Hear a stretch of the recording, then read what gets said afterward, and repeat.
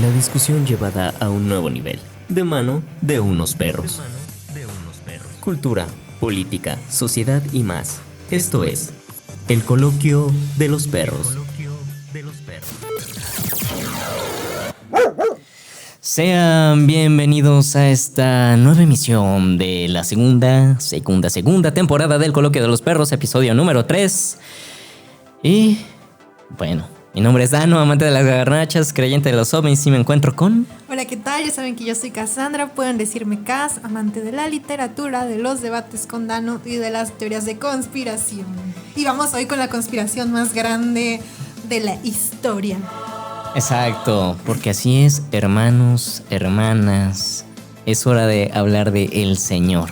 Pero antes que nada, les recordamos nuestras redes sociales. Ya saben que en Facebook estamos como el Coloquio de los Perros Podcast, en Instagram como el-Coloquio de los Perros, en Spotify como el Coloquio de los Perros Podcast, en YouTube como el Coloquio de los Perros Podcast, y por si aún no les ha quedado del todo claro después de una temporada completa, en iTunes estamos como el Coloquio de los Perros Podcast.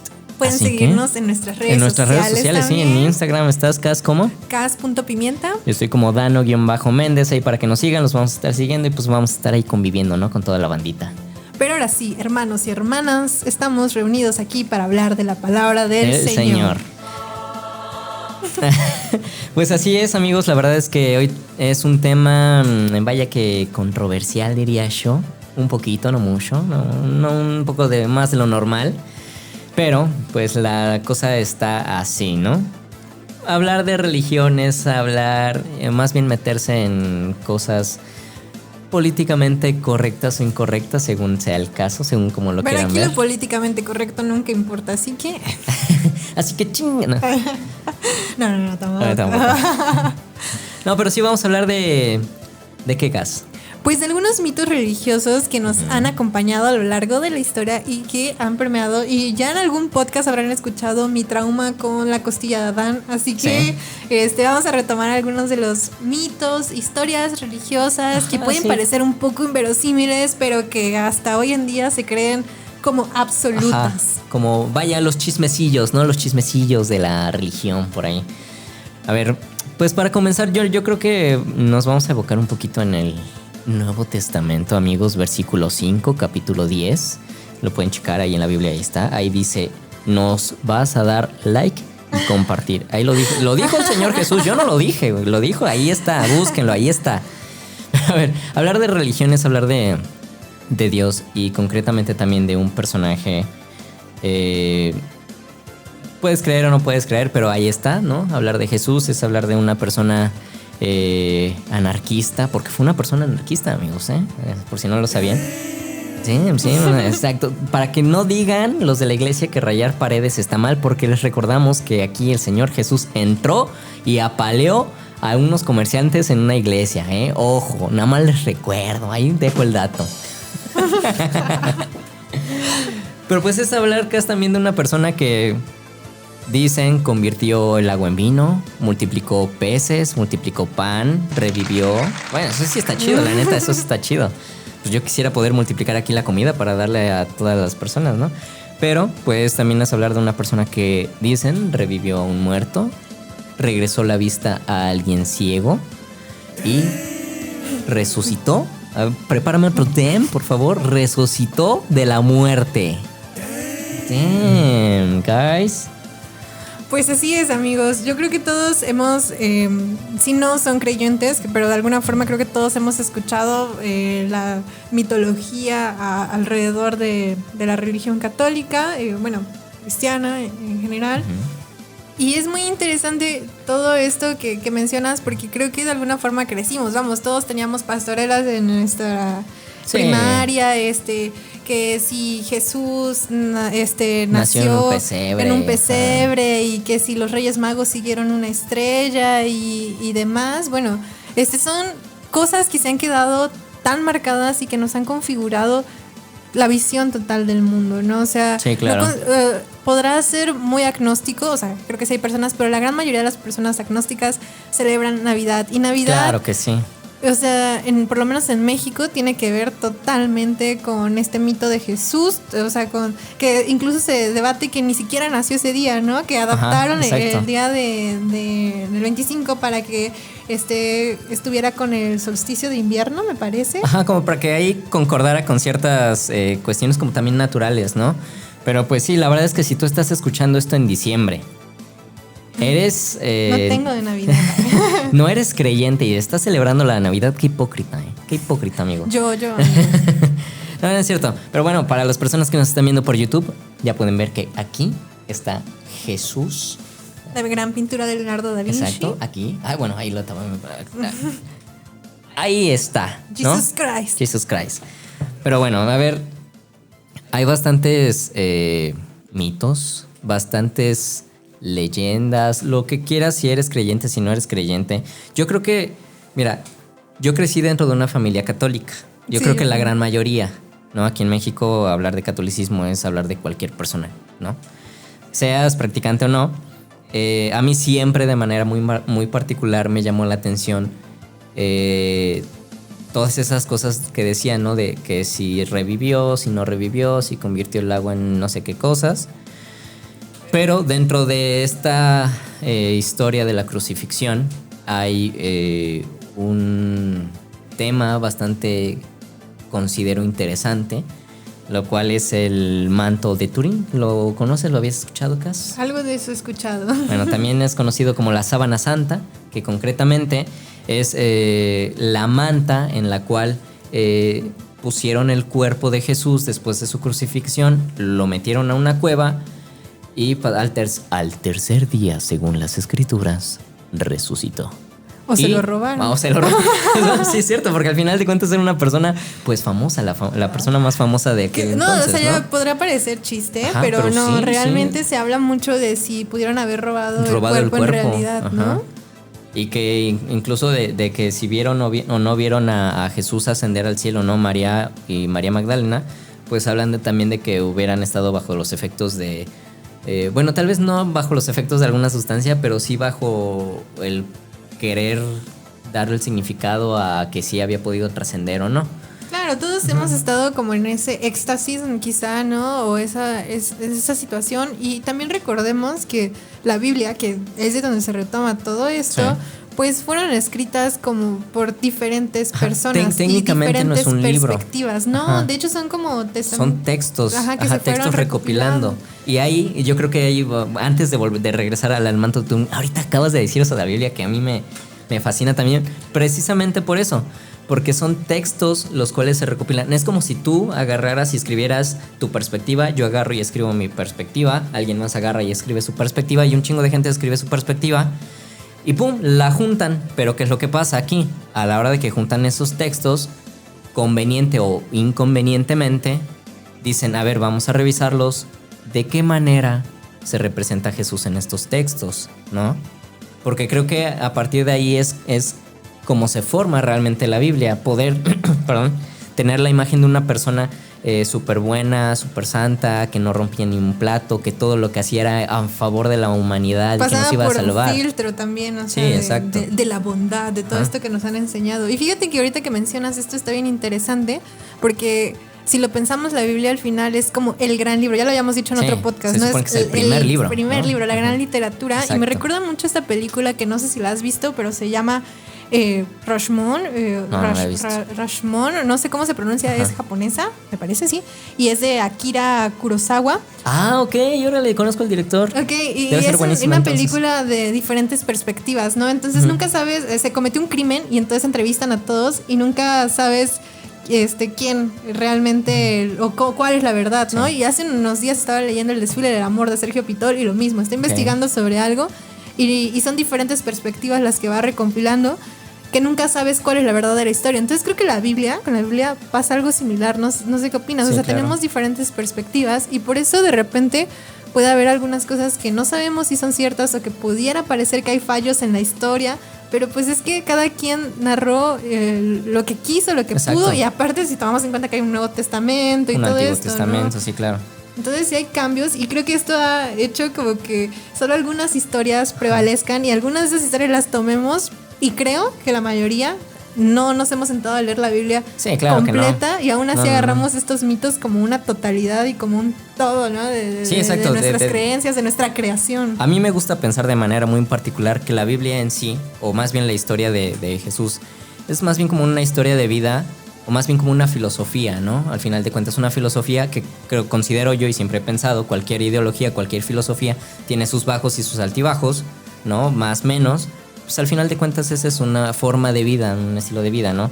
Pero al final de cuentas ahí hay, por ejemplo, en esta cuestión de la Biblia que estábamos hablando, y recordando que se retoman diferentes textos, hay textos encontrados los cuales mencionan que este personaje, Judas Iscariote, tan odiado dentro de la religión católica por ser quien entregó a Jesús, a Jebús, por unas monedas de plata y oro, pues es donde hay algunos que dicen que textos dicen, ya dije mucho dicen, amiga, ¿qué pedo? ¿Qué pasó ahí?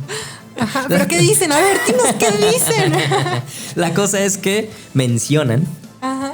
que realmente Judas Iscariote era la mano derecha de Jesús y no San Pedro, ¿no? Que recordemos que San Pedro es este personaje que te va a recibir si llegas al cielo, ¿verdad? Si es que llegas, te va a recibir y te va a decir, ¿qué onda, carnal? Ya pasaste al cielo, bienvenido seas, ¿no?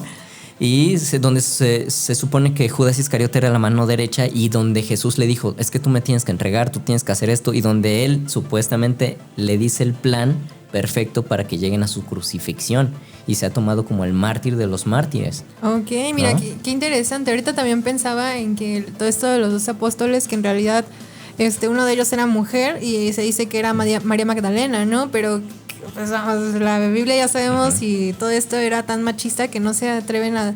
O se dice que no había una mujer, y también se le ha acusado de prostituta cuando yo sí he ido a leer esos pasajes y no, de verdad, no dice que sea una Que sea una prostituta, o sea... Y bueno, quiero recomendarles una película que la verdad está muy chida, se llama María Magdalena, es con el hermoso Joaquín Phoenix, que ya creo que en este podcast sí, nos creo que hemos la- hecho fans de Joaquín Phoenix también. Es de Garth Davis. No, ¿No la has visto? No la he visto, pero sí como que en mi imaginario como que detecto que existe, ¿sabes? No es el Código de Da Vinci. ¿Cómo? ¿Cómo que aquí la religión en las películas no es el código da Vinci? Bueno, pero esta película está bien interesante porque plantea justo esto que te decía, que María Magdalena fue un apóstol, bueno, siguió a Jesús, que si se enamoraron o no, eso no lo deja muy claro, pero bueno, ya sabemos que también en el Código de Da Vinci está esto de que si hasta pudo haber tenido una hija, Jesús y María Magdalena, con que se llama Sara, la niña, ¿no? Sí. Pero está muy interesante porque volvemos a caer en la moral, ¿no? O sea, se quiere divinizar tanto a Jesús que no se le pueden dar cualidades humanas. O sea, Ajá, no exacto. podía tener... No se podía enamorar. No se podía- deseos ¿no? carnales, Sí, exacto. deseos totalmente naturales del ser humano, porque entonces era un ser humano. Ya no podía ser divino. Ya no podía ser divino. Ya no podía y ser eso un creo dios. que es lo que hace la iglesia, ¿no te parece? Y creo que a partir de ahí se construyen todos estos mitos, que se tiene que elevar y no puede, que viene mucho bueno, no, iba a decir de los griegos, pero no, los griegos eran muy, los dioses Sí, griegos acuérdate eran que los muy griegos parecidos. no son todo en la vida, los griegos. No podrán entender el chiste, Sí. amigos. Lo Chiste siento. local, lo siento, amigos. Pero... Chequen por ahí algunos podcasts. Pero a eso voy, ¿no? O sea, que más bien no podían ser como los griegos. O sea, Dios tenía que ser más, ¿no? O sea, tenía que ser elevado, tenía que ser omnipotente, no podía, bueno, Jesús, hablamos de Jesús, no podía ser humano y por tanto se le trata de borrar esta parte, porque si pensamos en el anarquismo, como en esta escena, en esta película hay una escena en la que se enoja y empieza a destruir todo, ¿no? Pero, pues, ¿qué pasa si nos muestran a un Dios tan humano? Sí, fíjate que se supone, tengo entendido, que precisamente en parte, y regresemos como que al Antiguo Testamento, ¿no? El Antiguo Testamento te habla de un Dios destructor, de un Dios iracundo, de un Dios que destruye, castiga. exacto, sobre todo que castiga, ¿no? Ese es el Dios del Antiguo Testamento. ¿Qué es lo que pasa en el Nuevo Testamento? Que es lo que la religión católica profesa, ¿no? Ya es un Dios así, bonito. Tratan de dar identidad a Dios como una persona humana.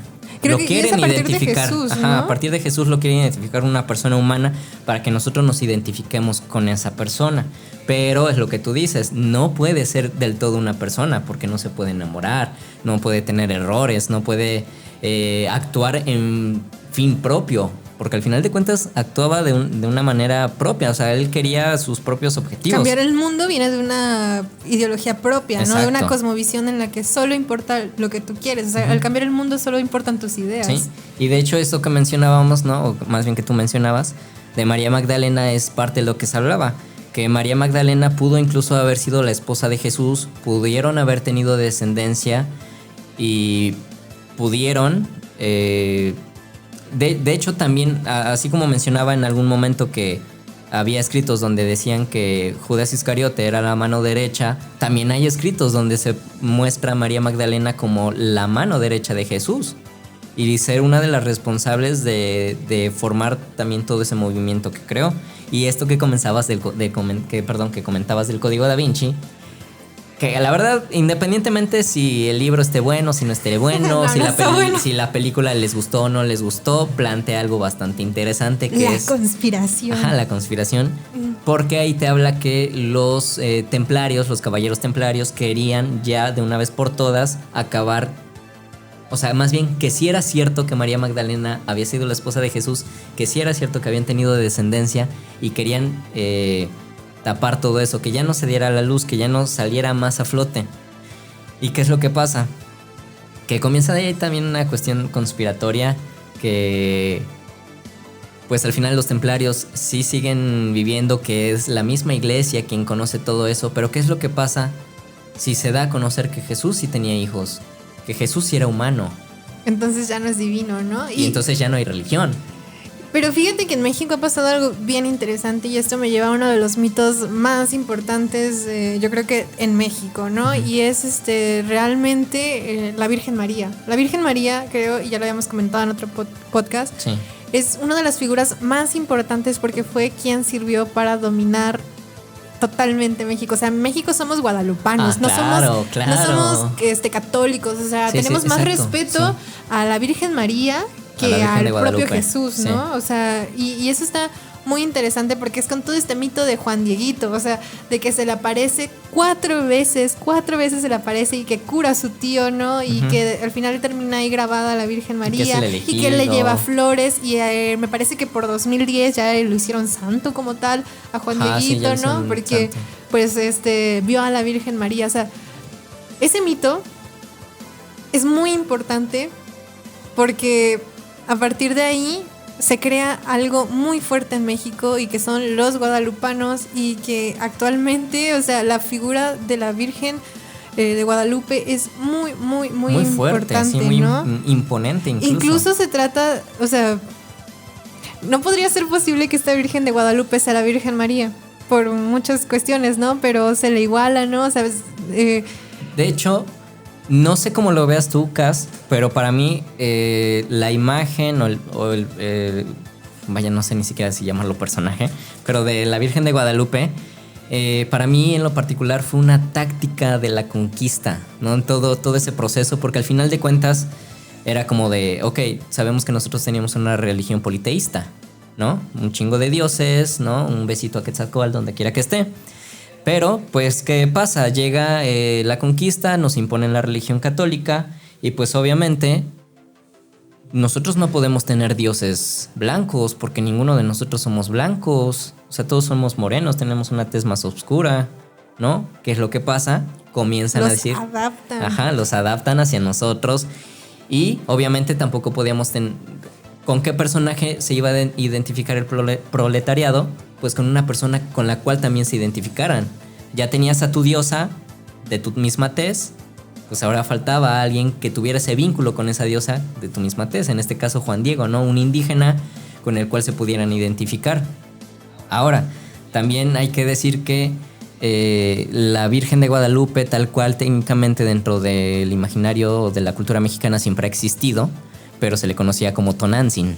Exacto. ¿No? La diosa Tonantzin. Y por eso es como bien confuso todo esto que pasa, porque ahora nos dicen que la Virgen de Guadalupe es la madre de Dios, pero ya existía desde antes con otra cosmovisión. Entonces mi cerebro es así como de... Y de hecho, te quedas así como... Te das cuenta de que la Virgen María hay diferentes colores y diferentes sabores. Y diferentes... ¿no? Porque está la Virgen de Guadalupe, la Virgen María, ¿no? La clásica, en su presentación acá golden, todo bonito. Blanca. Está también la Virgen del Rosario. Bueno, que siento que esas sí ya son diferentes, ¿no? O sea, pero no aluden como tal a la Madre de Dios. No, sí, todas son la misma Madre de Dios, pero en diferentes presentaciones, te lo juro. O sea, y hay diferentes vírgenes en diferentes países. O sea, hay países que tienen su propia virgen. Ok, qué interesante todo esto. Sí. Y por ahí regreso como a lo que dije en un podcast pasado que fue muy importante y para mí revolucionó. O sea, ¿a ti no te dijeron de verdad que las mujeres veníamos de la costilla de Adán?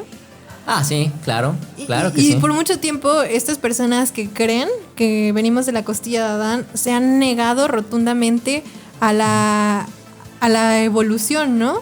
O sea, se dice que la evolución no existe, que venimos de verdad de la costilla. Ay, amigos, es que... Entonces la costilla de Adán, amiga, la costilla de Adán. Es que nos trabamos muy chistosos aquí en la pantalla. Amigos, es que esto es un trabajo, vaya, un trabajo de producción bastante arduo, vean. Ahora les vamos a dar una pizquita y vean, un chingo de cablerías, pero bueno. Pero bueno, continuando. Sí, continuando.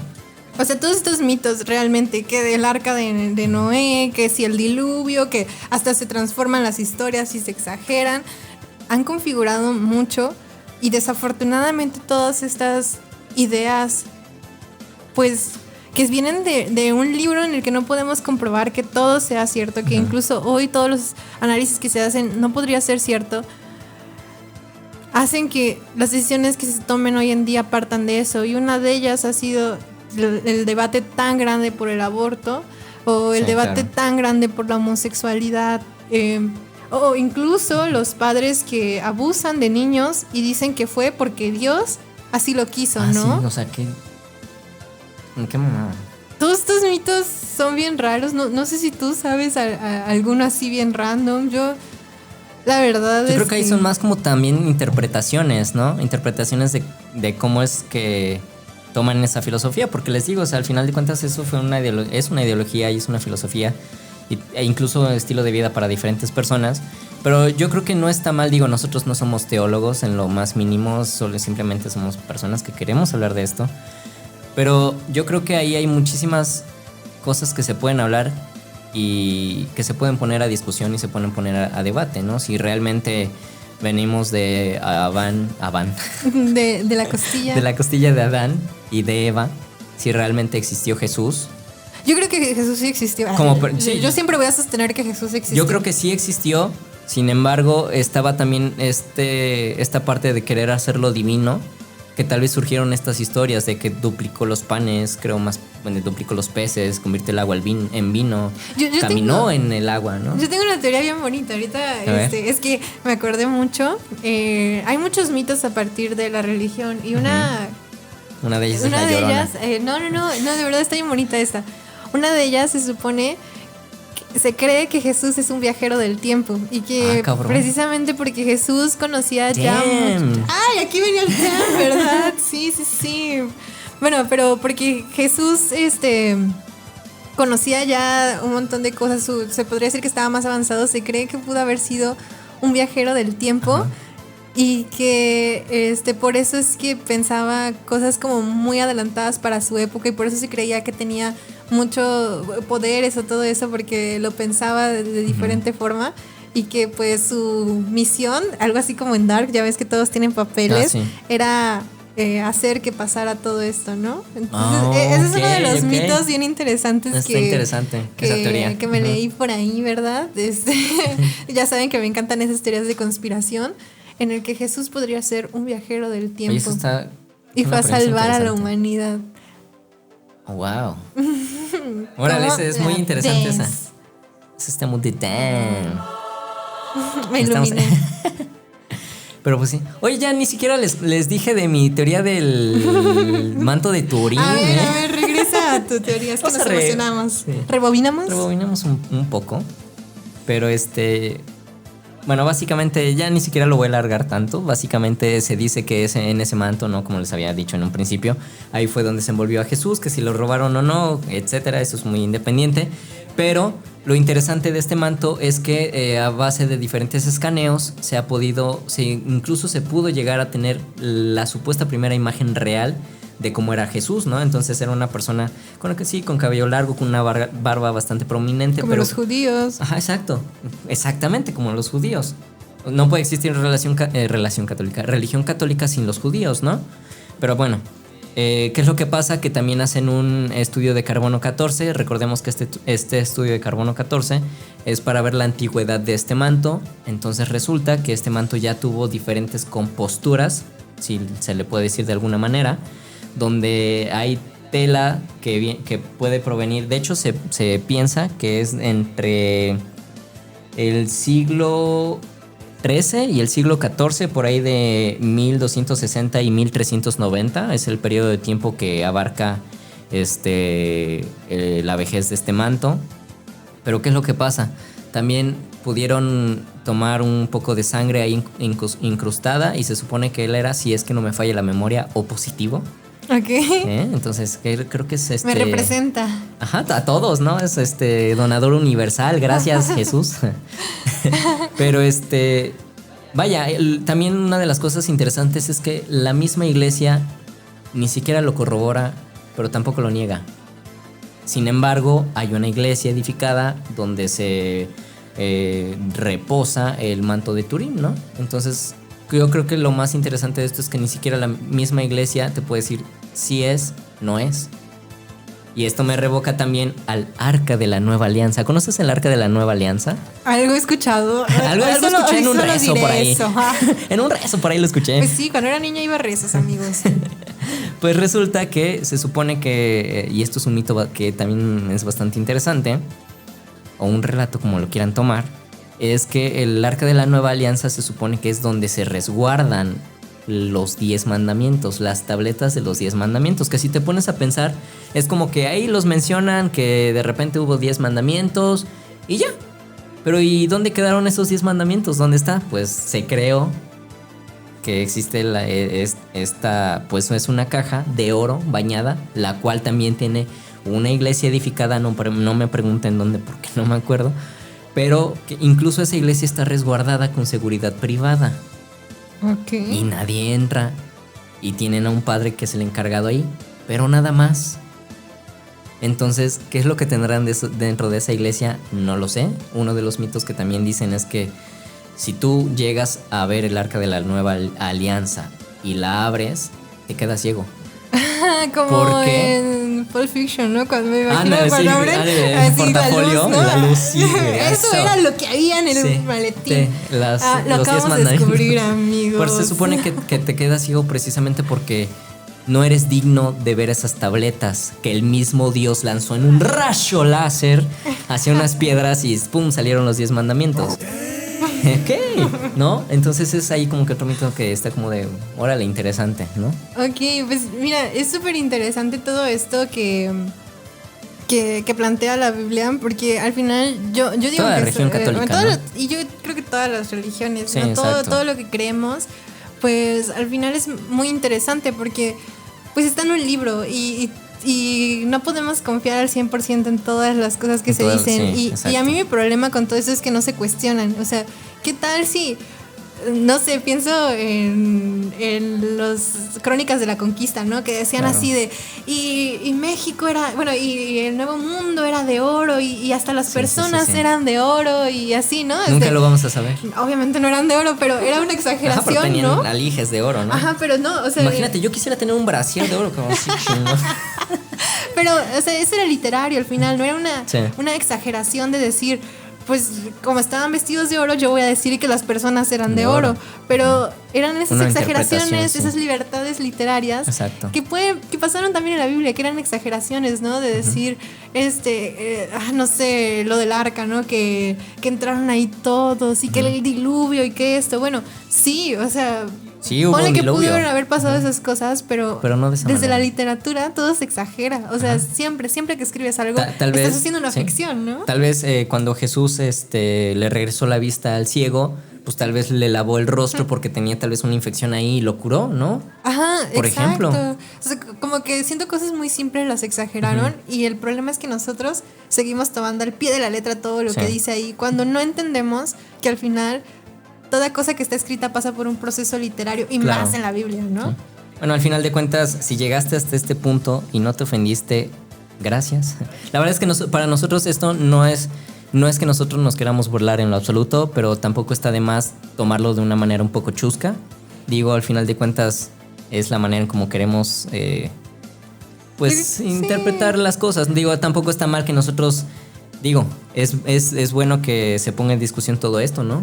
Tal vez... Quizá para leer de una forma más crítica la Biblia, ¿no? Y pensar en... No sabemos si eso está modificado, si quien lo transcribió lo modificó a su conveniencia y al final, pues la Biblia ha funcionado mucho para controlar masas, controlar ideologías. Entonces, pues hay que ver que de todo eso nos sirve, que de todo eso hay que tomar tan literal. Y pues nada, yo creo que está bien. O sea, ellos mismos se crean sus mitos porque a veces te dicen miles de historias y... Sí, es totalmente de acuerdo. Dato perruno, súper rápido, ahorita que hablabas de la Biblia. Se supone que nadie puede escribir más o menos de la Biblia. Nadie le puede agregar ni quitar porque se supone que te vas directo al infierno. Es un dato que ahí está. Se los dejo, pero pues ya es momento de despedirnos. Ya me fui al infierno. De despedirnos. No sin antes recordar nuestras redes sociales. En Facebook estamos como El Coloquio de los Perros Podcast. En Instagram como El_Coloquio de los Perros. En YouTube estamos como El Coloquio de los Perros Podcast. En Spotify como El Coloquio de los Perros Podcast. Y por si aún no les queda del todo claro, en iTunes estamos como El Coloquio de los Perros Podcast. También nos pueden seguir en nuestras redes sociales. Bueno, en Instagram en realidad. En Instagram, solo en Instagram. Ahí nos encuentran como Cas.pimienta y Dano_Méndez. Y pues nos vamos, no sin antes recordarles como cada semana que sean críticos con sus creencias, no está de más. Y nos escuchamos el siguiente miércoles. Bye. Es hora de ir por nuestras croquetas. Te esperamos el siguiente miércoles con más de nuestras perradas.